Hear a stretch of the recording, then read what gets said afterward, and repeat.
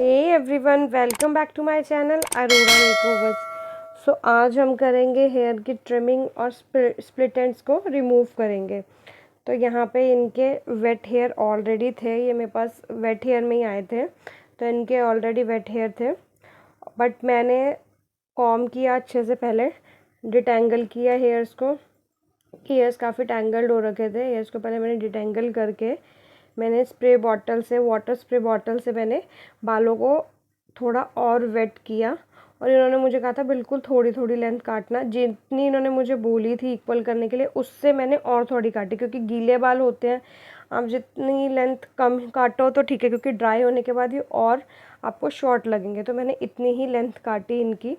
तो आपको क्या करना है, अपने हेयर्स को पहले एक सेक्शन ऐसे ले लेना है, उसको स्ट्रेट कट कर देना है, और उसी का मेज़र लेते हुए आपको दूसरे हेयर्स को पिक करना है। जैसे आप देखिए, मैंने यहाँ पे पहले ये हेयर ऊपर से मैंने ऐसे स्ट्रेट कॉम्ब करते हुए लिए और मैंने यहाँ पे इनको कट कर दिया था।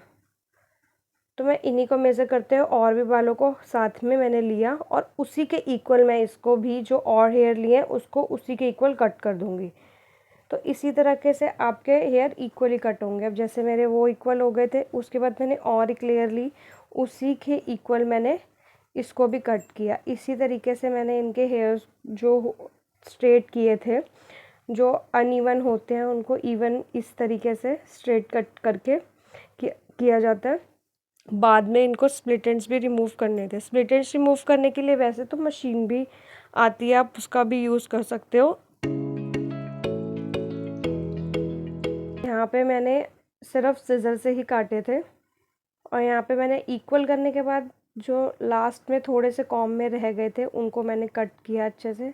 यहाँ पे मेरे सिज़र भी लग गई थी। तो इस तरीके का आपको ध्यान रखना है बहुत ज़्यादा, क्योंकि मैं बिल्कुल स्ट्रेट काटी तो आगे की जो उसकी शार्पनेस थी वो हल्की सी मेरे हाथ पे लग गई थी, और बहुत शार्प थी ये सिज़र।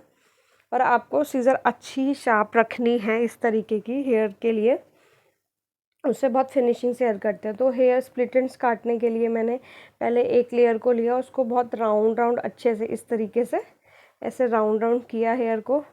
फिर बिल्कुल आपको फिंगर से अप डाउन कर देना है हेयर्स पे। इस तरीके से आप फिंगर से करो या सीजर से, बट आप फिंगर से करो, सीजर से मत करना, क्योंकि सीजर से ऐसा ना हो अप डाउन करते हुए कहीं हेयर की लट ही आपकी ये पूरी हेयर कट जाए। तो इसलिए आप फिंगर से उसको अप डाउन कर सकते हो स्प्लिट एंड्स को बाहर निकालने के लिए। फिर स्प्लिट एंड्स आपके अपने आप ही बाहर निकल आते हैं। रोल करने के बाद आपने हेयर से अप डाउन करना है। फिर उसके बाद जो भी आपको उभरे उभरे बाल दिखेंगे, हाँ इस तरीके से उभरे उभरे जो बाल दिख रहे हैं वो सीजर से आपको कट कर देनी है। बट आपको जो रोल करने के बाद अप डाउन करना है वो हाथों से ही, फिंगर से करना है, सीजर का यूज़ नहीं करना है। ठीक है, तो इस तरीके से आपको ये जो आपके स्प्लिट एंड्स उठ रहे हैं, फिर इस तरीके से आपको कट करते जाना है।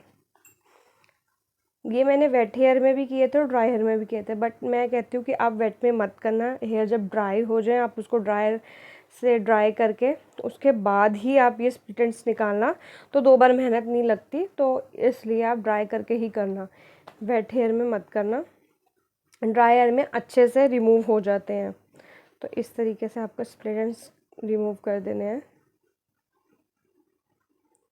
तो मैंने स्प्लिट एंड्स रिमूव कर दिए थे। उसके बाद मैंने यहाँ पे इनको स्ट्रेट हेयर ड्रायर किया था, ब्लो ड्रायर किया मैंने उनको। और इनके बाल कर्ली हेयर है इनके, तो ज़्यादा इसलिए आपको स्ट्रेट नहीं लगेंगे, इनके बहुत ज़्यादा कर्ली हेयर है। बट तब भी काफ़ी हद तक ये हेयर स्ट्रेटनर नहीं, ये हेयर ड्रायर का यूज़ करने के बाद काफ़ी इनके हेयर तब भी स्ट्रेट लग रहे थे, क्योंकि मैंने इनको स्ट्रेट हेयर ड्रायर दिया था। इस तरह कैसे कॉम्ब फंसा के, पेडल ब्रश फंसा के, आप नोज़ल लगा के। और मैंने इनको कूल वाली दिया था मैंने ऑप्शन, हॉट वाला नहीं किया था।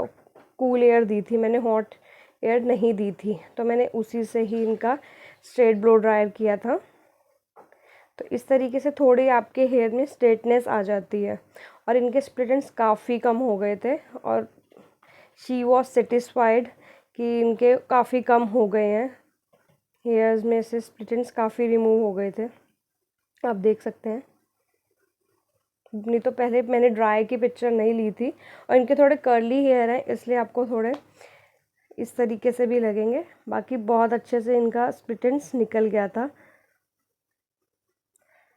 आप भी घर पर इसी तरीके से अपने स्प्लिट एंड्स को रिमूव कर सकते हैं, बहुत इजी तरीके से।